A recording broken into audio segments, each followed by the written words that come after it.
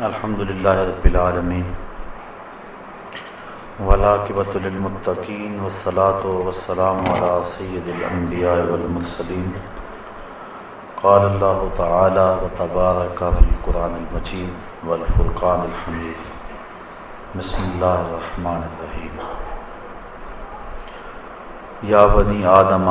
قد انزلنا علیکم لباسا یواری سوآتکم وریشا ولباس التقوى ذالک خیر ذالک من آیات اللہ لعلہم یذکرون یا بنی آدم لا یفتننکم الشیطان کما اخرج ابویکم من الجنۃ ینزع عنہما لباسہما لیریہما سوآتہما انہ یراکم هو وقبیلہ من حیث لا ترونہم انا جعلنا الشیاطین اولیاء للذین لا یؤمنون صدق اللہ مولانا العظیم وصدق رسولہ النبی الکریم الرؤوف الرحیم اللہم نور قلوبنا بالقرآن وزین اخلاقنا بالقرآن وادخلنا الجنۃ بالقرآن ونجنا من النار بالقرآن قال اللہ تعالی وتبارک فی شان حبیبہ مخبرا وآمرا ان اللہ وملائکتہ یصلون علی النبی یا ایہا الذین آمنوا صلوا علیہ وسلموا تسلیما الصلاۃ والسلام علیک یا رسول اللہ وعلی آلک واصحابک یا محبوب رب العالمین الصلاۃ والسلام علیک یا رسول اللہ وعلی آلک واصحابک یا راحت العاشقین ز مہجوری برآمد جان عالم تراحم یا نبی اللہ تراحم ناخر رحمتا للعالمین ز محرومہ چرا فارغ نشینی بدوں آبر سرز برد یمانی کہ روح تست صبح زندگانی عدیم طائف نالین پاکن شراک از رشتہ جہاں ماکن چے باشد گر کنی سوئے نگاہ ہمیشہ گر نہ باشد گاہے گاہے نگاہ یا رسول اللہ نگاہ ہمیشہ گر نہ باشد گاہے گاہے صد ہزاراں جبریل اندر بشر بہر حق سوئے غریباں یک نظر یا رسول اللہ انظر حالنا یا حبیب اللہ اسمع قالنا اننی فی بحر غم مغرق خذ یدی ساحل لنا اشکالنا یا صاحب الجمال و یا سید البشر من وجهک المنیر لقد نور القمر لا يمکن الثناء کما کان حقہ بعد از خدا بزرگ توئی قصہ مختصر۔ تمام حمد و ثنا تعریف و توصیف اللہ جل مجدہ الکریم کی ذات بابرکات کے لیے جو خالق کائنات بھی ہے اور مالک شش جہات بھی۔ اللہ جل وعلا کی حمد و ثنا کے بعد حضور نبی اکرم شفیع امم رسول محتشم نبی مکرم اللہ کے پیارے امت کے سہارے رب کے محبوب دانائے غیوب مالک رقاب امم فخر عرب و عجم والی کون و مکان سیاہ لا مکان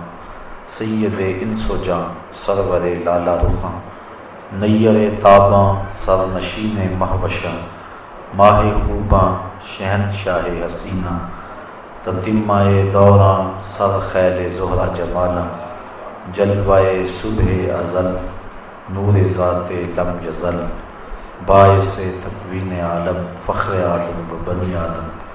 نیر بطحا رازدار ما اوہا شاہد ما تغا صاحب علم نشرہ معصوم آمنہ احمد مجتبیٰ حضرت محمد مصطفیٰ صلی اللہ علیہ وسلم کے حضور ناز میں اپنی عقیدتوں ارادتوں اور محبتوں کا خراج پیش کرنے کے بعد معزز محترم سامعین خواتین و حضرات السلام علیکم ورحمۃ اللہ وبرکاتہ۔ پردہ اور حیا کے عنوان سے کچھ باتیں آج کی اس نشست میں آپ کے گوش گزار کرنے کی کوشش کروں گا اللہ تعالیٰ میری زبان کو سچائی کا نور نصیب فرمائے، اور جو سنیں اس پر مجھے اور آپ کو عمل کی توفیق نصیب کرے۔ اللہ تعالیٰ جل شانہ نے ہمیں جو دین دیا وہ دین فطرت ہے۔ مرد اور عورت انسانیت کے دو خوبصورت تیور انداز اور روپ ہیں۔ مرد کے وظائف ذمہ داریاں اور طرح کی ہیں، اور عورت کے وظائف اور ذمہ داریاں کچھ اور طرح کی ہیں۔ اس لیے دونوں کو صلاحیتیں بھی اس اعتبار سے دی گئی۔ مرد کو جفاکش اور سخت پیدا کیا گیا، عورت کے اندر لطافت، ناز و انداز اور اس کے معمولات کے مطابق اور اس کی ذمہ داریوں کے مطابق اس کو صلاحیتوں سے نوازا گیا ہے۔ مرد چونکہ کسب معاش کر کے گھر کے نظم و نسق کو چلاتا ہے، اور عورت امور خانہ داری میں مصروف رہتی ہے، تو دونوں کے وظائف، احکام، حالات اور صلاحیتیں الگ الگ رکھی گئی ہیں، اور ہر ایک کی تخلیق میں ہزارہ حکمتیں ہیں، اور پھر دونوں کو ایک دوسرے کی ضرورت بنایا۔ عورت چار دیواری کی زینت ہے، مرد اس کائنات کا حسن، بانگ پن اور عروج ہے۔ دونوں کے وظائف مختلف بنائے۔ عورت کو شریعت نے پردے میں رہنے کی جو تاکید کی ہے، اس میں عورت پر جبر اور ظلم نہیں، بلکہ یہ پردہ اس کی آبرو کا محافظ ہے، اس کے حیا کا تیور ہے، اور اس کی غیرت کا نشان ہے۔ یہ عورت کے لیے کوئی قید خانہ نہیں، بلکہ یہ اس کا اعزاز ہے، اس کی تکریم ہے۔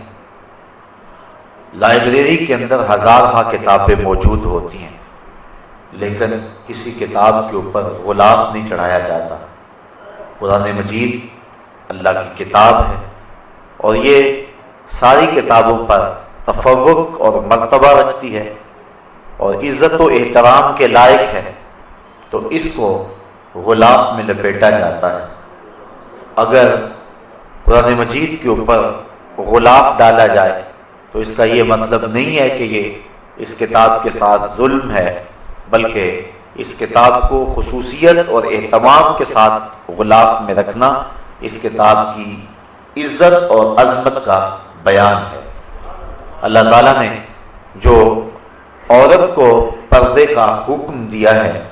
تو یہ عورت کی آبرو ہے۔ یہ بات ذہن میں رکھیں کہ یہ نہیں ہے کہ مرد کو پردے کا حکم نہیں ہے، مرد کو بھی پردے کا حکم دیا گیا ہے، عورت کو بھی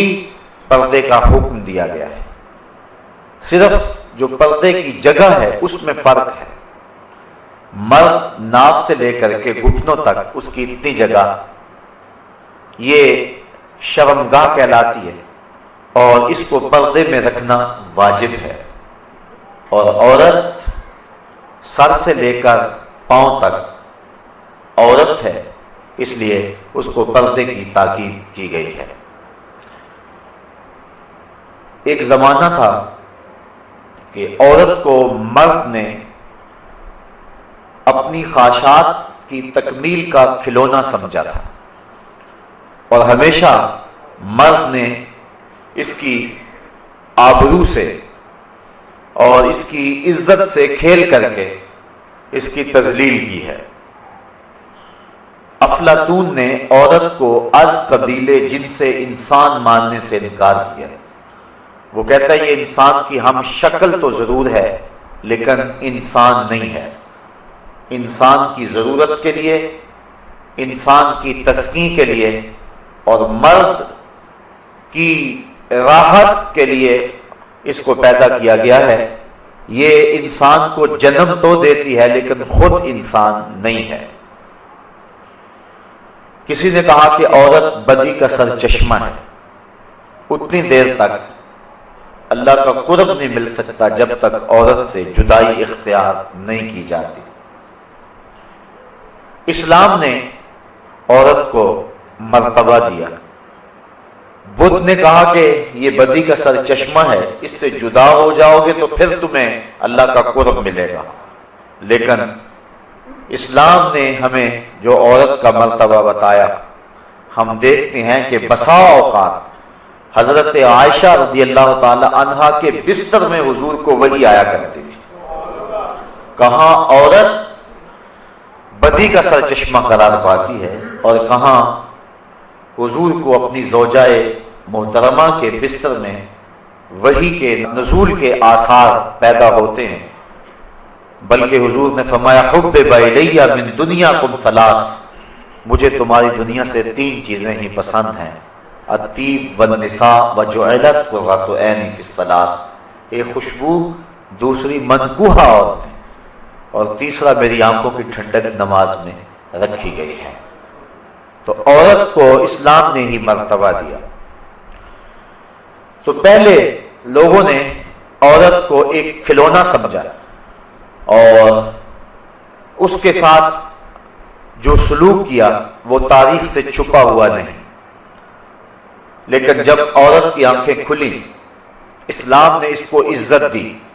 ماں، بہن، بیٹی اور بیوی کے روپ کے اندر اس کو وقار کی مسند پہ بٹھایا گیا۔ تو وہی پرانے شکاری ایک نیا جال لے آئے۔ پہلے تو انہوں نے عورت کو کھلونا سمجھا اور اس کو اس صورت کے اندر دیکھا، لیکن جب دیکھا کہ اس کی آنکھیں کھل گئی ہیں اور اسلام نے اس کو مرتبہ دے دیا ہے، تو پھر انہوں نے جال نیا بچھایا اور کہا کہ تیری آزادی میں یہ رکاوٹ ہے اسلام، تجھے مخصوص حجاب کے اندر رکھ کر کے تیرا استحصال کرنا چاہتا ہے، اس لیے تو جس طرح چاہے، جس طرح تیرے من میں آئے تو اپنے حسن کی نمائش کرے، تجھے کوئی روک نہیں سکتا، یہ تیری آزادی پہ قدغن ہوگی۔ جن لوگوں نے پہلے عورت کو کھلونا سمجھا وہی شکاری نیا جال لے آئے اور اس طرح انہوں نے عورت کو گھر کی چار دیواری سے نکال کر کے انہیں محفلوں کی زینت بنایا، جبکہ عورت کا حسن گھر کے اندر ہی رہنا ہے، چونکہ اس کی خلقت اسی لیے کی گئی ہے۔ اقبال کہتا ہے کہ اس راز کو عورت کی حقیقت ہی کرے فاش، مجبور ہیں معذور ہیں مردان خرد مند، کیا چیز ہے آرائش و زیبائش میں زیادہ، آزادی نسواں یا زمرد کا گلو بند۔ یہ عورت کی فطرت ہی بتا سکتی ہے کہ اس کے لیے حسن کہاں ہے۔ وہ گھر کی زینت بن کے رہنا پسند کرتی ہے کہ یہ چراغ محفل، وہ مردوں کے شانہ بشانہ سڑکوں پہ پتھر کوٹتی پھرے اور وہ ہوٹلوں کے اندر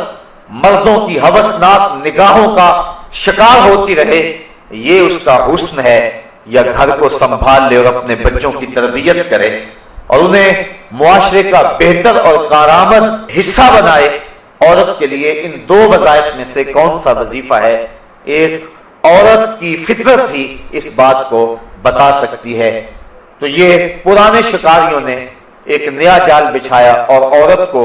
اپنے سفلی جذبات کی تسکین کے لیے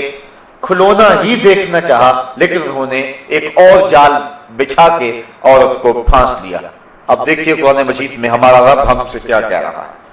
یا بنی آدم، اے اولاد آدم، قد انزلنا علیکم لباسا یواری سوآتکم وریشا، بے شک ہم نے تمہاری طرف ایک لباس وہ اتارا کہ تمہاری شرم کی چیزیں چھپائے، اور ایک وہ کہ تمہاری آرائش ہو۔ یعنی لباس کے مقاصد بیان کیے گئے۔ لباس کے بنیادی مقاصد تین ہیں: گرمی اور سردی سے انسان کو بچانا، دوسرا انسان کی عزت آبرو کی حفاظت کرنا اور اس کی شرم والی چیزوں کو چھپانا، اور لباس کا تیسرا مقصد زینت دینا ہے۔ لباس پہن کر کے انسان مہذب لگتا ہے۔ اگر انسان لباس کے بغیر ہی معاشرے کے اندر چلنے پھرنے لگ جائے تو اس میں اور پھر جانوروں میں کوئی فرق باقی نہیں رہتا ہے۔ اللہ تعالیٰ نے انسان کی حیت ایسی بنائی ہے کہ اس کے لیے لباس ضروری ہے، اور اس مقصد کو یہاں بیان فرمایا: اے آدم کی اولاد، بے شک ہم نے تمہاری طرف ایک لباس وہ اتارا جس سے تمہاری شرم کی چیزیں چھپ جائیں، اور ایک لباس وہ جس سے تمہاری آرائش ہو۔ وَلِبَاسُ التَّقْوَىٰ، اور ایک لباس پرہیزگاری کا لباس ہے، تقوی کا لباس ہے۔ اور فرمایا ذالک خیر، یہ لباس بہتر لباس ہے۔ آگے فرمایا ذالک من آیات اللہ لعلہم یذکرون، یہ اللہ کی نشانیوں میں سے ہے تاکہ کہیں وہ نصیحت مانے۔ اللہ تعالیٰ نے تمہاری نصیحت کے لیے یہ ساری چیزیں بیان کر دیں، اور تمہارا لباس بھی اللہ کی من جملہ نشانیوں میں سے ایک نشانی ہے۔ یا بنی آدم، اے اولاد آدم، لا یفتننکم الشیطان کما اخرج ابویکم من الجنہ، اے اولاد آدم خبردار کہیں تمہیں شیطان فتنے میں مبتلا نہ کر دے، تمہیں فتنے میں نہ ڈال دے۔ کما اخرج ابویکم من الجنہ، جس طرح تمہارے ماں باپ کو اس نے بہشت سے نکلوایا۔ ینزع عنہما لباسہما لیریہما سوآتہما، اور اتروا دیے ان کے لباس کہ ان کی شرم کی چیزیں انہیں نظر پڑیں۔ انہ یراکم ہوا وقبیلہ من حیث لا ترونہم، بے شک وہ اور اس کا قبیلہ اور کنبہ تمہیں وہاں سے دیکھتا ہے کہ تم انہیں نہیں دیکھتے ہو۔ یعنی شیاطین تمہیں دیکھتے ہیں اور تمہارے اوپر حملہ آور ہوتے ہیں، لیکن تم شیاطین کو نہیں دیکھتے۔ انا جعلنا الشیاطین اولیاء للذین لا یؤمنون، بے شک ہم نے شیطانوں کو ان کا دوست کیا جو ایمان نہیں لاتے۔ جو مومن ہیں شیطان ان کا دوست نہیں ہے، بلکہ جو ایمان نہیں لاتے شیطان ان کا دوست ہے۔ تو شیطان چاہتا ہے کہ تمہارے لباس کو پھر تار تار کر دے، اور تمہیں پھر برہنہ کر دے، اور تمہارے تقوی کا لباس بھی چھین لے، اور وہ لباس جو تمہیں زینت دیے ہوئے ہے، اور وہ لباس جو تمہاری شرم والی چیزوں کو چھپائے ہوئے ہے، شیطان چاہتا ہے کہ تمہارے اس لباس کو پھر تم سے اتروا دے اور تم کو رسوا کر دے۔ جو اہل ایمان ہیں وہ شیطان سے کبھی دوستی نہیں لگاتے، اور جن کو ایمان کی بہار نصیب نہیں ہے وہ شیطان کو اپنا دوست سمجھ لیتے ہیں۔ تو اہل ایمان کبھی بھی شیطان کے ساتھ اپنی دوستی کے رشتے کو قائم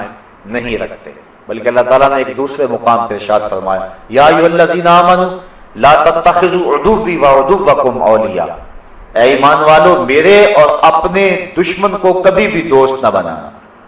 دشمن سوائے دشمنی کے اور کیا کرے گا؟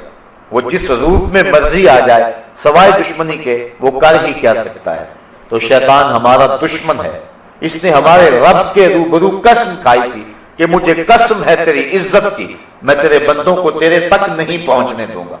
میں ان کے دائیں ان کے بائیں ان کے آگے ان کے پیچھے چاروں اطراف کو گھیر لوں گا۔ دو سمتیں بھول گیا، ایک اوپر والی ایک نیچے والی۔ جب بندہ پیشانی سجدے میں رکھ دے یا ہاتھ اٹھائے اور اللہ سے عرض کرے تو شیطان انسان کے راستے میں حائل نہیں ہو سکتا ہے، باقی چاروں سمتوں سے ہی آتا ہے۔ تو اس کو کبھی بھی اہل ایمان دوست نہیں سمجھتے ہیں۔ تو شیطان انسان کو بے حیا بنانے کے لیے تگ و تاز کیا کرتا ہے، اور ہمیشہ شیطان انسان کی آبرو کا دشمن ہے، اس کو ایک آنکھ بھی انسان کی عزت نہیں بھاتی، اور وہ چاہتا ہے کہ انسان کو حیا باختہ کر دوں۔ اور صاحبو یہ بات ذہن میں رکھو کہ جب کسی قوم کے اندر حیا باقی نہیں رہتا تو اس قوم کا دین باقی نہیں رہتا۔ حضرت نبی رحمت صلی اللہ علیہ وآلہ وسلم تشریف فرما ہوئے تو ایک صاحب اپنے بھائی کو حیا کے بارے میں درس دے رہا تھا، حیا کی تعلیم دے رہا تھا. تو حضور جب تشریف فرما ہوئے اور اس کے بھائی کو تعلیم دیتے ہوئے دیکھا تو فرمایا دعو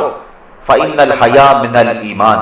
فرمایا اسے چھوڑ دے، حیا تو ایمان کا حصہ ہے. یعنی جب ایمان ہوگا تو لازمی طور پہ حیا بھی ہوگا. حیا کا سبق اور حیا کی تعلیم اور حیا کے لیے کوشش کر کے کسی شخص کے اندر اس بات کو ڈھیلا نہیں جا سکتا. اگر ایمان نہیں ہے تو حیا نہیں آ سکتا، اور اگر ایمان ہے تو حیا لازمہ ہے ایمان کا. تو جس کے اندر ایمان ہوگا تو یقیناً اس کو حیا کی صفت بھی حاصل ہوگی، اور یہ ایمان کے شعبوں میں سے ایک اہم شعبہ ہے. بلکہ حضور نے فرمایا کہ حیا سارے کا سارا بھلائی ہے، اور حیا سوائے بھلائی کے اور کچھ نہیں لاتا ہے. تو شیطان چاہتا ہے کہ ہمیں حیا باختہ کر دیں، اور حیا باختگی کی جو ہے وہ بدترین صورت یہ ہے کہ وہ کسی کے لباس کو اتار دے. اللہ نے جن چیزوں کو چھپانے کا حکم دیا ہے، اگر ان چیزوں کو چھپایا نہ جائے تو پھر حیا کا جوہر باقی نہیں رہتا ہے. اس لیے اللہ تعالیٰ نے اہل ایمان کو اپنے رسول کی وساطت سے یہ حکم دیا، قل للمؤمنین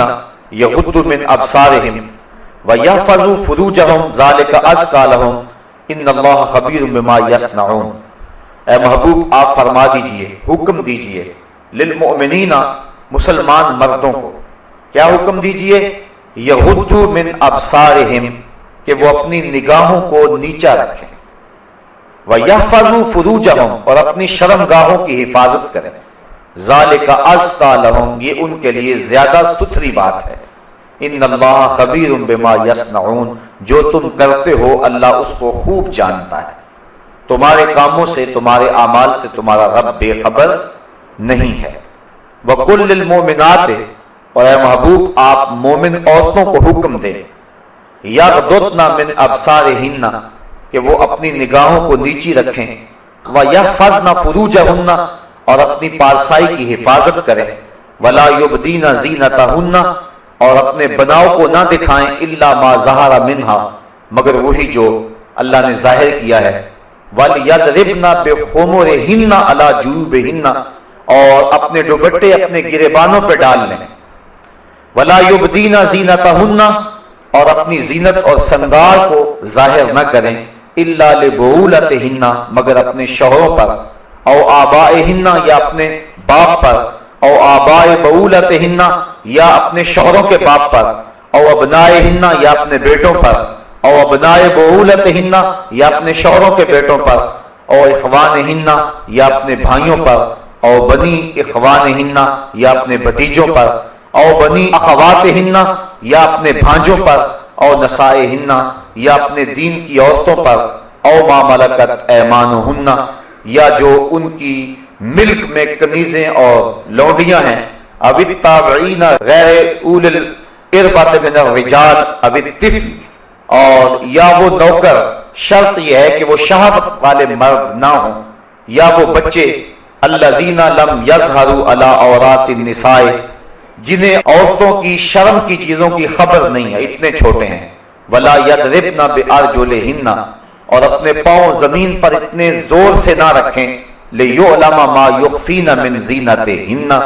کہ ان کا جو سنگار ہے وہ لوگوں پر ظاہر ہو، وَتُوبُوا إِلَى اللَّهِ، اور اللہ کی طرف رجوع کریں، جمیعا سب کے سب، أَيُّهَا الْمُؤْمِنُونَ، اے اہل ایمان، لَعَلَّكُمْ تُفْلِحُونَ، تاکہ تم فلاح پا جاؤ. تو حضور کی وساطت سے اللہ تعالیٰ نے ہمیں یہ حکم دیا، مردوں کو حکم دیا کہ وہ اپنے پردے کی اور اپنی آبرو کی حفاظت کریں. حضرت سعید بن ابو الحسن حضرت حسن بصری سے روایت کرتے ہیں کہ میں نے حضرت حسن بصری سے پوچھا کہ جو اجمی عورتیں ہیں وہ اپنے سینے اور بالوں کو کھولے رکھتی ہیں، تو ہم کیا کریں؟ تو حضرت حسن بصری نے قرآن مجید کی اس آیت کی طرف اشارہ کیا، فرمایا وہ اگر حیا باختہ ہیں اور اپنے سینے اور اپنے سر کھولے پھرتی ہیں تو تمہیں تو تمہارے رب نے حکم دیا ہے کہ نظروں کو نیچا رکھیں، اس لیے تم نے اپنی آبرو کی از خود حفاظت کرنی ہے. وَيَحْفَظُوا فُرُوجَهُمْ، اور اپنی شرمگاہوں کی حفاظت کریں. حضور نبی رحمت صلی اللہ علیہ وسلم نے فرمایا صحابہ بازاروں میں بیٹھنے سے اجتناب کیا کرو۔ صحابہ نے عرض کی حضور ہمارا گزر نہیں ہے، چونکہ وہ ہمارے بیٹھنے کی جگہیں ہیں اور ہم وہاں بیٹھ کر کے باتیں کرتے ہیں۔ تو حضور نے فرمایا اچھا تمہیں پھر بازاروں میں بیٹھنے کی اجازت دیتا ہوں، لیکن شرط یہ ہے کہ تم بازار کا حق ادا کرو۔ تو صحابہ نے عرض کی حضور بازار کا حق کیا ہے؟ تو حضور نے ارشاد فرمایا امر بالمعروف نہی عن المنکر، نیکی کا حکم دینا اور برائی سے منع کرنا، کوئی تکلیف دہ چیز پڑی ہو تو اس کو ہٹا دینا، چوتھا حق کے سلام کرنے والے کا جواب دینا، اور پھر حضور نے فرمایا اپنی نظروں کو نیچا رکھنا۔ اگر تم بازار میں بیٹھنا چاہتے ہو تو اپنی نظر کی تم نے حفاظت کرنی ہے۔ حضور نبی رحمت صلی اللہ علیہ وآلہ وسلم نے ارشاد فرمایا کہ نظر شیطان کے زہر آلود تیروں میں سے ایک تیر ہے، اور اگر کوئی شخص اپنی نظر کی حفاظت کرتا ہے تو اللہ تعالیٰ جل شانہ اس کو عبادت کی لذت نصیب فرما دیتا ہے۔ اگر کسی شخص کی نظر پاک نہیں رہتی تو اس کو سجدوں کی لذت نصیب نہیں ہو سکتی ہے، اس کو قیام کا لطف نہیں مل سکتا، چاہے وہ سین حرم میں پڑھے یا مسجد نبوی میں پڑھے۔ اور جو شخص اپنی نظر کی حفاظت کر دیتا ہے اور اپنی نظر کو ناپاکی سے اور اپنی نظر کو بدی سے محفوظ رکھتا ہے، جب وہ سجدہ کرے گا تو سجدے کی لذت ملے گی، جب رکوع کرے گا تو رکوع کا لطف نصیب ہوگا، جب قیام کرے گا تو قیام کا مزہ نصیب ہوگا۔ عبادت اور ایمان کی ایک لذت ہوتی ہے جو ایک مومن کو نصیب ہوتی ہے، تو جو شخص اپنی نظر کی حفاظت کرے اللہ تعالیٰ اس کو عبادت کا سرور اور عبادت کی لذت نصیب فرما دیتا ہے۔ تو اہل ایمان کو اس بات کا حکم دیا گیا، بلکہ حضور نے اپنے عمل سے صحابہ کے سامنے اس کی مثال پیش کی۔ حجۃ الوداع کے موقع پہ آقا کریم علیہ السلام کے ردیف تھے حضرت فضل بن عباس رضی اللہ تعالی عنہ، حضرت عبداللہ ابن عباس رضی اللہ تعالی عنہ کے بھائی اور حضور کے چچا زاد بھائی، حضرت عباس بن عبد المطلب رضی اللہ تعالی عنہما کے فرزند ارجمن، اور یہ تھے بڑے خوبصورت، حضور علیہ السلام کے ساتھ سواری کے اوپر تشریف فرما تھے۔ تو ایک قبیلے کی ایک خوبصورت عورت حضور سے مسئلہ پوچھنے کے لیے آگے بڑھی، تو حضرت فضل بن عباس کی نظر پڑ گئی، بلکہ ان کے چہرے پر نظر جم گئی۔ تو آقا کریم علیہ السلام اسی عالم کے اندر پیچھے پلٹ کے دیکھا اور اپنے ہاتھ سے حضرت فضل بن عباس کی ٹھوڑی کو پکڑا اور پکڑ کے دوسری سمت کر دیا، اور لوگوں کے سامنے اس مثال کو رکھا کہ کوئی جتنا مرضی متقی اور معتبر کیوں نہ ہو، وہ نظر کی حفاظت کرے۔ جس کی نظر پاک رہے گی اس کو باقی معاملات کے اندر خیر رہے گی، کیونکہ سب سے پہلے نظر بھٹکتی ہے، جب نظر بھٹکتی ہے تو خیال بہکتے ہیں، جب خیال بہکتے ہیں تو پھر انسان زنا کی طرف راغب ہوتا ہے۔ اس لیے اسلام نے دواعی زنا سے ہی روک دیا، اس لیے کہا سب سے پہلے تم اپنی نظر کی حفاظت کرو۔ بلکہ حضور علیہ السلام نے ارشاد فرمایا کہ نظر زنا کرتی ہے، فزن العین النظر وزن اللسان المنطق والنفس تمنا وتشتہی والفرج یصدق ذلک کلہ ویکذبہ۔ فرمایا کہ انسان کی نظر کا زنا یہ ہے، آنکھ کا زنا یہ ہے کہ آدمی دیکھے کسی کو، اور فرمایا زبان کا زنا یہ ہے کہ بات کرے،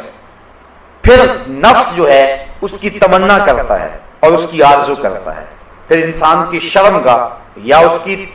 تصدیق کر دیتی ہے تمام کی تمام، اور یا پھر ان تمام کی وہ نفی کر دیتی ہے۔ دو صورتوں میں ایک صورت ضرور ہوتی ہے، اس لیے اپنی نظر کی حفاظت کرے اور اپنی آواز سے بھی حفاظت کرے۔ آج کل موبائل کے ذریعے سے مختلف پیکج آئے ہیں اور گفتگو کا زنا اور نظر کا زنا پورے عروج پہ ہے۔ جب کسی قوم کے اندر یہ بدی پھیلتی ہے تو اللہ اس قوم سے برکت کو اٹھا لیتا ہے۔ آج ہمارے میں برکت نہیں ہے، دولت کی کثرت کے باوجود بھی ہر بندہ شاکی ہے۔ جب تک ہماری نظر طاہر اور پاک نہیں ہوتی ہے، ہمارے من کے اندر اجالے اور روشنیاں پیدا نہیں ہو سکتی ہیں۔ تو اللہ تعالیٰ نے اہل ایمان کو یہ حکم دیا، اے محبوب آپ ارشاد کر دیں اہل ایمان کو یغضوا من ابصارہم، کہ وہ اپنی نظر کی حفاظت کریں۔ اگر انسان کی نظر پڑ جاتی ہے تو اس کے لیے حکم ہے النظرۃ الاولی والثانیۃ علیک،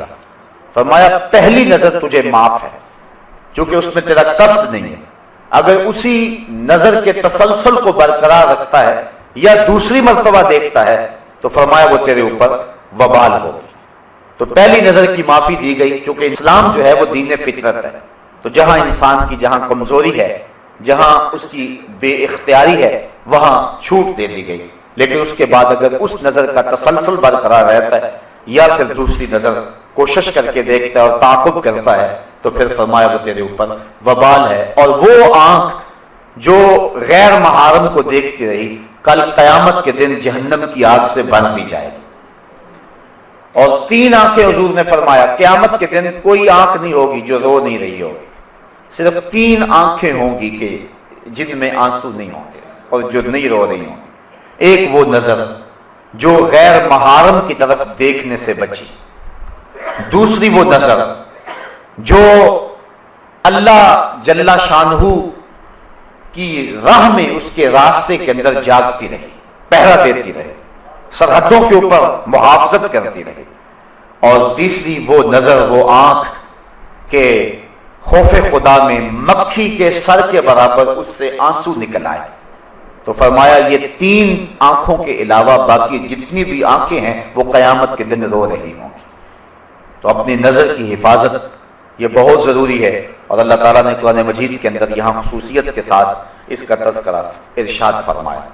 وَيَحْفَظُوا فُرُوجَهُمْ ذَلِكَ أَزْكَىٰ لَهُمْ، اور اپنی شرمگاہ کی حفاظت کریں، یہ بہتر ہے ان کے لیے۔ إِنَّ اللَّهَ خَبِيرٌ بِمَا يَصْنَعُونَ، بے شک اللہ ان کے کاموں کی خبر رکھتا ہے۔ یعنی اگر تم اپنی نظر کو محفوظ نہیں رکھ پاتے تو مت سمجھو کہ کسی نے دیکھا نہیں ہے، تمہارا رب دیکھ رہا ہے، اس کی نظر سے کوئی شے پوشیدہ نہیں ہے، ایک ایک چیز لکھی جا رہی ہے اور اس کا حساب کل تمہیں دینا پڑے گا۔ تو فرمایا وہ جانتا ہے، وہ دیکھتا ہے، اگر تم بچ جاؤ تو پھر بھی دیکھ رہا ہے، اور اگر تم نہ بچو تو وہ پھر بھی دیکھ رہا ہے۔ تو یہ اہل ایمان کو حکم دیا گیا۔ دوسری طرف عورتوں کو حکم دیا گیا، وَقُلْ لِلْمُؤْمِنَاتِ يَغْضُضْنَ مِنْ أَبْصَارِهِنَّ، اور اے محبوب مسلمان عورتوں کو بھی حکم دیں کہ وہ بھی اپنی نظروں کو نیچا رکھیں۔ اگر مرد کو روکا گیا ہے کہ وہ غیر محرم عورت کی طرف نہ دیکھے تو عورت کو بھی روکا گیا ہے کہ وہ غیر محرم مرد کو نہ دیکھے۔ حضرت ام سلمہ رضی اللہ تعالی عنہ حضور کی زوجہ محترمہ ہیں، حضرت میمونہ رضی اللہ تعالی عنہ کے گھر گئیں اور وہ بھی حضور کی زوجہ ہیں۔ تو حضرت عبداللہ ابن مکتوم آئے تو یہ ان کو دیکھنے لگے، تو حضور علیہ السلام نے فرمایا کہ پردہ کرو۔ حیرت سے عرض کی حضور یہ تو نابینے ہیں، تو حضور علیہ السلام نے فرمایا یہ نابینے ہیں، تم نابینا تو نہیں ہو،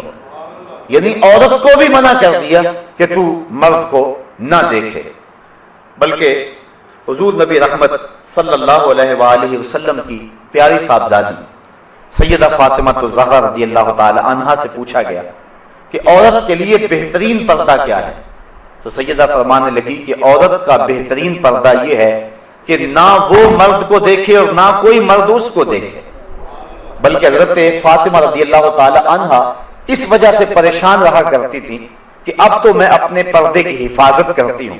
جب موت طاری ہو گئی تو پھر اس کے بعد چارپائی کے اوپر اٹھا کر کے قبرستان میں لے جاتے ہیں اور عورت کے جسم کی ڈیل ڈھول جو ہے اس کو مرد دیکھتے ہیں، تو میرے لیے یہ بھی پریشانی کا باعث ہوگا۔ تو وہ اس معاملے میں سخت متفکر رہا کرتی تھی۔ حضرت اسماء بنت امیس رضی اللہ تعالی عنہا سے انہوں نے ایک دن یوں بات کی تو وہ فرمانے لگی کہ میں نے حبشے کے اندر لوگوں کو دیکھا ہے کہ وہ عورتوں کے لیے ایک خاص ڈولی ہے، اور آپ نے کہا کہ میں آپ کو بنا کے دکھا دیتی ہوں۔ انہوں نے کھجور کی 4 شاخیں منگوائیں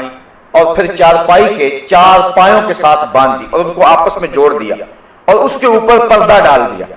اور کہا کہ میں نے یوں حبشہ کے اندر دیکھا ہے۔ تو حضرت فاطمہ الزہرا اتنا خوش ہوئی اس بات پر کہ یہ ایک اچھا طریقہ مل گیا ہے اور اس طرح عورت مرنے کے بعد بھی اپنے پردے کی اور اپنی آبرو کی اس طرح سے حفاظت کر سکتی ہے. تو یعنی اس انداز کے ساتھ اور اس صورت کے اندر جو ہے وہ ہمیں سبق اور درس دیا گیا. اور سیدہ فاطمہ زہرا تو وہ ہیں کہ سورج نے بھی کبھی ان کے بال نہیں دیکھے تھے، بلکہ قیامت کا دن ہوگا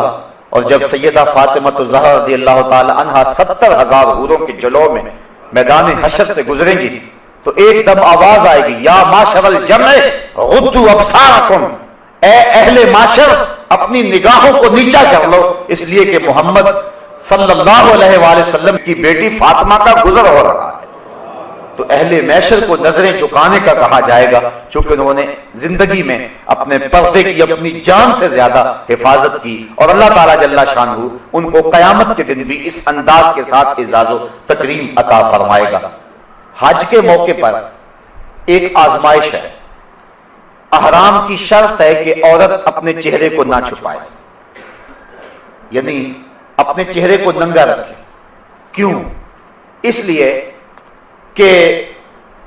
امتحان گاہ میں مرد اور عورت کھڑے ہوتے ہیں، اللہ کا گھر سامنے.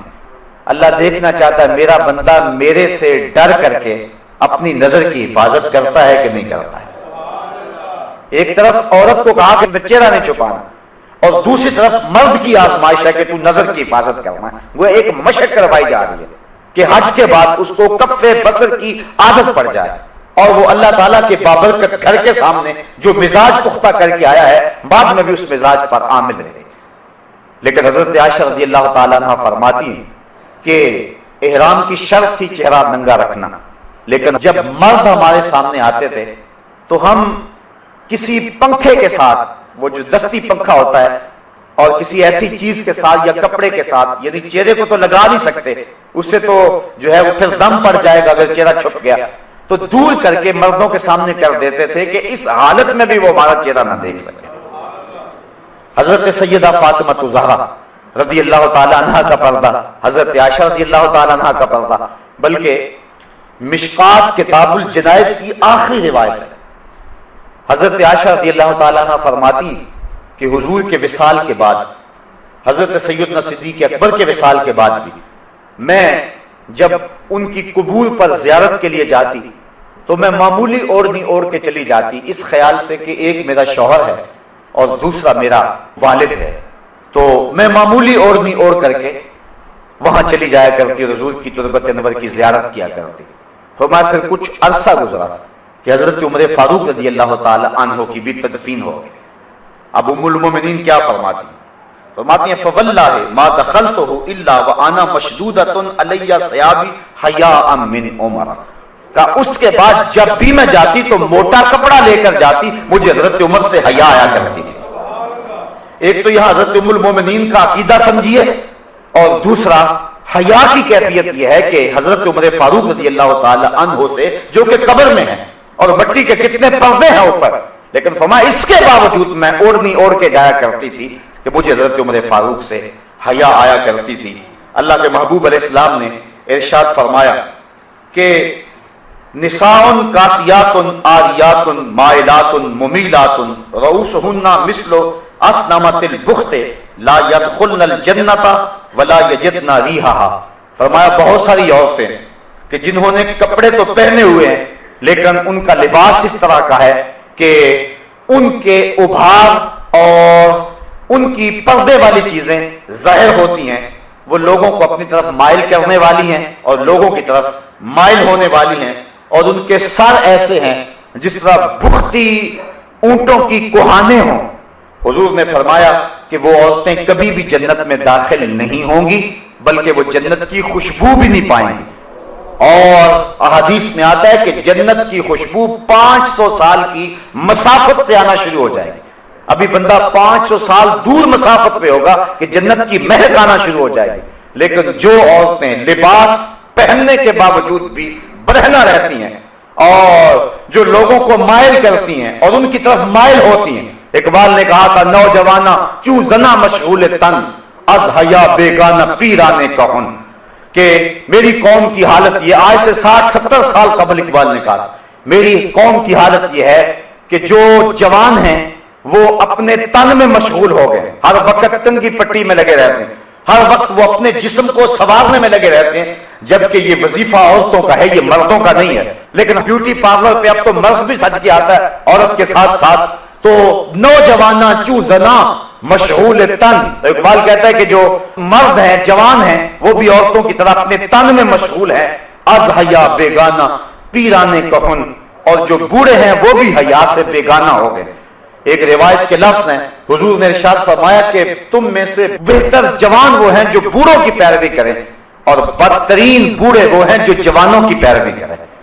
جوانوں کو بوڑھوں کے نقوش قدم پہ چلنا چاہیے، لیکن بوڑھوں کو جوانوں کے نقوش قدم پہ نہیں چلنا چاہیے، بلکہ ان کو اپنے بڑھاپے کا حیا ہونا چاہیے۔ اگر بوڑھا بھی ہو گیا اور نظر کے اندر حیا پیدا نہ ہوا، قبر میں ٹانگیں چلی گئی، لیکن نظر پھر بھی بدکاری کرتی ہے، تو اس سے جو ہے وہ بدبختی اور زیادہ کیا ہو سکتی ہے۔ میاں صاحب نے شاید ایسے لوگوں کے بارے میں کہا تھا، ہڈیاں کمبن گوڈے کھڑکن تے اڑ گیا لک تیرا، اجے بھی بدیوں باز نہ آئوں جیو مرد دلیرا۔ تو اقبال کہتا ہے نوجوانہ چو زنا مشغول تن، از حیا بیگانہ پیرانے کہن، دخترانے او بچشم خود اسیر، شوخ چشموں شوخ بینوں خردہ گیر، ساختہ پرداختہ دل باختہ ابروہ مثل دو تیغے آختہ۔ یہ وہی اسی حدیث کے ترجمے ہیں، مائلات ممیلات، خود کسی کی طرف لڑک جانے والی اور معمولی سی بات سے کسی طرف مائل ہو جانے والی، اور جو ہے وہ کسی کو اپنی جانب اپنی اداؤں سے، اپنے ناز و نخرے سے اور اپنے عشموں سے لوگوں کو اپنی طرف مائل کرنے والی ہیں۔ اور حضور نے ارشاد فرمایا کہ یہ عورتیں اپنے سروں پر اس طرح جوڑے رکھیں گی۔ دیکھیے حضور نے 1400 سال قبل ہی یہ بات بتا دی، جس طرح بختی اونٹوں کی کوہانیں ہوتی، اور فرمایا کہ یہ عورتیں ایسی ہیں جو جنت میں جانا تو دور کی بات ہے، جنت کی خوشبو بھی نہیں پا سکیں گے۔ آج اپنے لباس کو ترک کر دیں، آج حیا کی چادر پھاڑ کے پھینک دیں، جو کرنا ہے کر لیں، اس مغرب کے معاشرے کے پیچھے لگ جائیں، لیکن حضور کے اس فرمان کو نظر میں رکھیں کہ قیامت کے دن پھر کتنی رسوائی ہوگی ان عورتوں کی جنہوں نے حیا کی چادر کو اتار کے پھینک دیا۔ بلکہ آئیے ہم حضور کے دور کو دیکھتے ہیں۔ ابو داؤد شریف کے اندر روایت ہے کہ ایک خاتون کا بیٹا شہید ہو گیا کسی جنگ کے اندر، تو حضور کی خدمت میں وہ حاضر ہوئی، لیکن اپنے جوان بیٹے کی وفات پر اور اس کی شہادت پر حضور کی خدمت میں جب حاضر ہوئی تو صحابہ نے کیا دیکھا کہ اس کا پورا جسم جو تھا وہ پردے میں لپٹا ہوا تھا۔ تو بیٹے کی وفات پر باوجود کے دکھ اور تکلیف کی کیفیت میں بعض اوقات شرعی ضابطے لوگوں سے چھوٹ جاتے ہیں، لیکن اس نے اپنے پردے کا خوب اہتمام کیا ہوا تھا۔ صحابہ نے تعجب کرتے ہوئے، اور تعجب جو تھا اس کو تحسین کی نظر سے دیکھتے ہوئے کہا کہ تو نے اس حالت کے اندر بھی اپنے پردے کا اتنا التزام کیا ہے؟ تو اس عورت نے جو جواب دیا وہ دختران ملت کے لیے کتنی روشن اور کتنی جو ہے وہ اجالے بانٹنے والی بات ہے۔ اس نے کہا میرا بیٹا فوت ہو گیا، میرا حیا تو فوت نہیں ہوا ہے، میرا بیٹا چلا گیا لیکن میرا حیا تو بھی باقی ہے۔ تو یہ تھی اسلام کی وہ دختران جن کی گود میں اسلام پلتا تھا۔ جب عورت پردے میں تھی تو وہ ایسے بچے جنم دیتی تھی جو قوم کی تقدیر کو بدل کے رکھ دیتے تھے۔ اقبال کہتا ہے تو نہ دانی کہ سوزے کے راتے تو دیگر گوں کر تقدیر عمر را، میرے قوم کی بہن تو نہیں جانتی کہ تو بہن ہو کے قرآن پڑھے تو عمر کی تقدیر بدلتی ہے، اور تو ماں ہو کے قرآن پڑھے تو بیٹا نیزے کی نوک پہ بھی قرآن سناتا ہے۔ آج اگر عورت سمٹ جائے تو معاشرہ پھیل جائے گا۔ میری بہن، میری بیٹی، تو نگار خانے کی زینت نہیں ہے، تو گھر کی آبرو ہے، تو مغرب کی ٹینوں نہیں ہے، تو مشرق کی بیٹی ہے، تو محافل کا حسن نہیں ہے بلکہ تو چراغے خانہ ہے، تیرے دم سے کائنات کے اندر حسن ہے۔ مکالمات افلاطون اب لکھ سکی لیکن اسی کے شعلہ سے ٹوٹا شرار افلاطون۔ اسی عورت کی گود کے اندر اسلام پلتا تھا۔ جب مائیں ام الخیر جیسی تھی تو بیٹے غوث اعظم جیسے جنم لیتے تھے، جب مائیں راستی جیسی تھی تو بیٹے بابا فرید جیسے جنم لیتے تھے، جب مائیں سیدہ فاطمہ زہرا جیسی تھی تو بیٹے حضرت امام حسین جیسے جنم لیا کرتے تھے، جب ماں قرآن کھول کے تلاوت کرتی تھی اور بیٹے کو لوئیاں دیا کرتی تھی تو بیٹے وقت کے بایزید ہوا کرتے تھے۔ لیکن جب مائیں ایک طرف بیٹے کو دودھ پلا رہی اور دوسری طرف تھرکتی ہوئی تصویروں پہ نظر جمی ہوئی ہے، تو پھر بیٹے وقت کے بایزید تو نہیں ہوں گے، وہ اداکار اور ایکٹر ہی بنیں گے، وہ بے حیا ہی بنیں گے، حیا کا مادہ ان کی آنکھ میں نہیں ہوگا۔ تو اللہ تعالیٰ جل شانہ نے خاص طور پہ ارشاد فرمایا اور عورتوں کو کہا کہ وہ اپنی نظر کو نیچا رکھیں، وَيَحْفَظْنَ فُرُوجَهُنَّ، اور اپنی پارسائی کی حفاظت کریں۔ سب سے قیمتی جوہر کسی شخص کی آبرو ہے، اگر آبرو باقی نہ رہی تو کیا باقی رہا؟ وَلَا يُبْدِينَ زِينَتَهُنَّ، اور اپنا بناؤ نہ دکھائیں، إِلَّا مَا ظَهَرَ مِنْهَا، مگر جتنا خود ظاہر ہے۔ بعض علماء نے کہا کہ اس سے مراد جو ہے وہ اس کا لباس ہے، بعض نے کہا ہاتھ اور اس کا چہرہ اور اس کے پاؤں ہیں، لیکن یہ بات ذہن میں رکھیں، جو شریعت میں ہاتھ، پاؤں اور چہرے کے پردے کے بارے میں ہے کہ اس کا پردہ نہیں ہے، تو وہ رشتے آگے آ رہے ہیں کہ ان سے پردہ نہیں ہے، یعنی گھر کے اندر عورت رہتی ہے تو ظاہر بیٹے کے سامنے ہاتھ اور چہرہ اور پاؤں ان کا برہنا رہنا یہ ضروری ہے، ممکن نہیں ہے کہ یہ برہنا نہ رہے، اس لیے شریعت نے اس کی اجازت دی ہے کہ وہ اپنے بیٹوں کے سامنے، اپنے باپ کے سامنے، اپنے بھائیوں کے سامنے، بھتیجوں اور بھانجوں کے سامنے یہ سارے رشتے گنوائے، اور عورتیں عورتوں کے سامنے، اور وہ بھی عورتیں جو مسلمان عورتیں ہیں، جو کافرہ عورتیں ہیں، ان کے سامنے بھی عورت پردہ کرے۔ یعنی اس بات کی بھی تاکید کی گئی ہے کہ کافرہ عورت کے سامنے بھی جو ہے وہ پردہ کرے، اس کو بھی اپنی زیب و زینت نہ بنائے، کیونکہ وہ اتنی مقدس ہے جس طرح شہوانی نگاہ اس کے چہرے پہ نہیں پڑنی چاہیے، کسی غیر جو ہے وہ مسلم عورت کی ناپاک نگاہ بھی اس کے مقدس چہرے پہ نہیں پڑنی چاہیے۔ اسلام نے عورت کو عزت دی ہے، یہ اس کو مرتبہ دیا ہے، بلکہ ایک مخنث حضور علیہ السلام کے گھر میں آتا تھا اور زواج مطہرات ان کے پاس بیٹھ جایا کرتی تھی، حضور علیہ السلام نے کبھی کچھ نہیں کہا تھا۔ ایک دن حضور تشریف لائے تو وہ باتیں کر رہا تھا، اور بات کیا کر رہا تھا؟ کسی عورت کا تذکرہ کر رہا تھا کہ وہ اتنی موٹی ہے کہ جب وہ اٹھ کے چلتی ہے تو 4 بل پڑتے ہیں اس کے بدن پہ، اور جب وہ لوٹتی ہے تو اس کی کمر پہ 4 بل پڑتے ہیں، یعنی اس کے حیات جلوس اور حیات قیام کو وہ بیان کر رہا تھا۔ تو آقا کریم علیہ السلام نے ازواج مطہرات سے فرمایا کہ اس سے بھی تم پردہ کیا کرو، اگرچہ یہ مخنث ہے لیکن چونکہ یہ عورتوں کے ان محاسن پہ نظر رکھتا ہے، وہ شخص کے جس کی نظر خراب ہو یا جس کے خیال کے اندر وسوسہ پیدا ہو سکتا ہے اور یا جس کے خیال کے اندر پلیتی آ سکتی ہے، اگرچہ اس کے اندر مرد والی خاصیت نہ بھی ہو تو قوم کی بیٹیوں کو اس سے بھی پردہ کرنے کی ضرورت ہے۔ اس لیے کافرہ عورتیں جو ہیں ان سے بھی پردہ کرنے کی تلقین کی گئی ہے۔ اس کے من جملہ خرابیوں میں علماء نے یہ خرابی بھی بیان کی ہے کہ وہ اپنے مردوں کو جا کے اس کے محاسن بیان کریں گی تو وہ مرد ان کے لیے جو ہے وہ راغب ہوں گے، اس لیے کافرہ عورت کے سامنے بھی اپنی زینت کو ظاہر نہ کیا جائے۔ اللہ اکبر۔ بلکہ یہاں تک ارشاد فرمایا، ذرا غور کیجئے، آج جس معاشرے میں ہم جی رہے ہیں، آج اگر کوئی ایسی بات کرے تو لوگ کہتے ہیں کہ یہ کٹ ملا ہے، یہ معاشرے کو پنپتے ہوئے دیکھ نہیں سکتا، اس کا دین بڑا سخت ہے، لیکن یہ تمہارا رب فرما رہا ہے نہ صرف کہ عورت اپنے پردے کی حفاظت کرے بلکہ ارشاد فرمایا وَلَا يَضْرِبْنَ بِأَرْجُلِهِنَّ لِيُعْلَمَ مَا يُخْفِينَ مِنْ زِينَتِهِنَّ، عورت اپنے گھر کی 4 دیواری کے اندر اپنا پیر اتنے زور سے نہ رکھے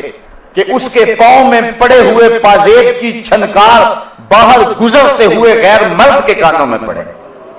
یعنی اسلام یہاں تک عورت کو پردے کی تلقین کرتا ہے، نہ صرف عورت پردہ ہے، نہ صرف اس کے چہرے اور اس کے ہاتھوں کا پردہ ہے، نہ صرف کہ اس کی آواز پردہ ہے، بلکہ عورت کے ساتھ نسبت ہو گئی جس زیور کی، اسلام کہتا ہے کہ اس زیور کی چھنکار بھی غیر مرد کے کانوں تک نہ پہنچے، کیونکہ یہ زیور ایک عورت نے پہنا ہوا ہے اور عورت اتنی مقدس ہے کہ اس کے پاؤں سے جڑنے والے زیور کی چھنکار کا بھی پردہ بن گیا۔ بلکہ دیکھیے یہاں 22ویں پارے کے ابتدا کے اندر اللہ تعالیٰ جل شانہ نے جو حکم دیا حضور کی ازواج مطہرات کو، ذرا اس پہ غور کیجئے، اللہ تعالیٰ کیا ارشاد فرما رہا ہے۔ ارشاد فرمایا یا نساء نبی لستن کاحد من النساء، اے نبی کی بیویوں تم عام عورتوں کی طرح نہیں ہو۔ میں کہتا ہوں بدقسمت ہیں وہ لوگ جو نبی کو اپنے جیسا کہتے ہیں، بدقسمت ہیں وہ لوگ۔ اللہ کہتا ہے نبی کی ازواج، نبی سے نسبت ازدواج رکھنے والی خواتین تم عام عورتوں جیسی نہیں ہو، چونکہ تمہاری نسبت رسول سے ہو گئی ہے. جس کی نسبت رسول سے ہو جائے وہ عام عورتوں کی سب سے اٹھ کر امتیاز کی سب پہ بیٹھ جاتی ہے، پھر نبی کا اپنا مرتبہ کیا ہوگا. تو لوگ دھوکہ کھا گئے. حضرت صاحبزادہ سید فیض الحسن شاہ علیہ رحمہ ایک بڑی خوبصورت بات کہا کرتے تھے. میں اس پہ لمبی گفتگو نہیں کرتا، لیکن یہ 2 جملے بہت کافی ہوں گے. آپ فرمایا کرتے تھے تو نے حلیمہ کی بکریوں کے پیچھے پیچھے تو دیکھا ہے، سدرہ پر جبریل کے آگے آگے کیوں نہیں دیکھا. اور اقبال کہتا ہے کہ تو نے یوسف کو کنویں میں دیکھا تو کیا دیکھا، ارے ناداں جو مطلق تھا مقید کر دیا تو نے، تو ابھی تک کنویں میں دیکھ رہا ہے، وہ تو مصر کے تخت کا مالک بھی بنا ہوا ہے. تو اپنی نظر کو بدلنے کی ضرورت ہے. تو اللہ فرماتا ہے یا نساء نبی، اے نبی کی ازواج، لستن کاحد من النساء، تم عام عورتوں کی طرح نہیں ہو. ان اتقیتن فلا تخضعن بالقول فیطمع الذی فی قلبہ مرض وقلن قولا معروفا. دیکھیے ایک ایسا سبق دیا جا رہا ہے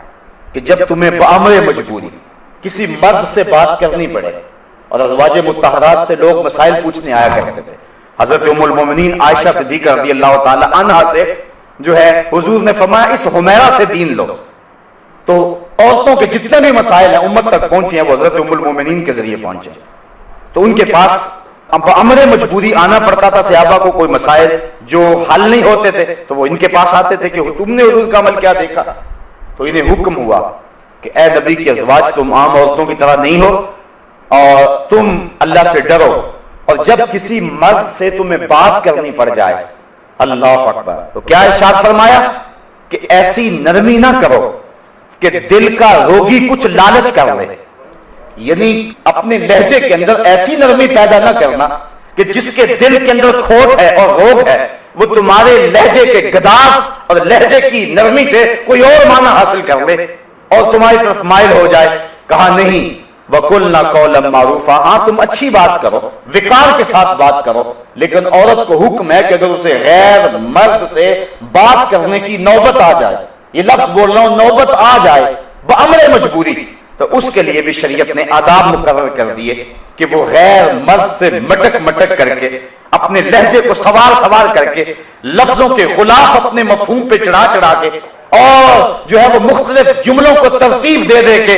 اور ہنس کے مٹک کے بات نہ کرے، بلکہ اللہ نے نبی علیہ السلام کی ازواج کو، حالانکہ ازواج رسول ہیں اور مومنوں کی مائیں ہیں، اور جو مسئلہ پوچھنے آ رہے ہیں اور جن سے گفتگو کرنے کی مجبوری ہے وہ صحابہ ہیں، وہ ابو بکر و عمر ہیں، وہ عثمان و علی ہیں، وہ بلال حبشی ہیں. لیکن اس کے باوجود فرمایا کہ تم پھر بھی اپنے لہجے اور اپنی گفتگو کے انداز پہ نظر رکھو کہ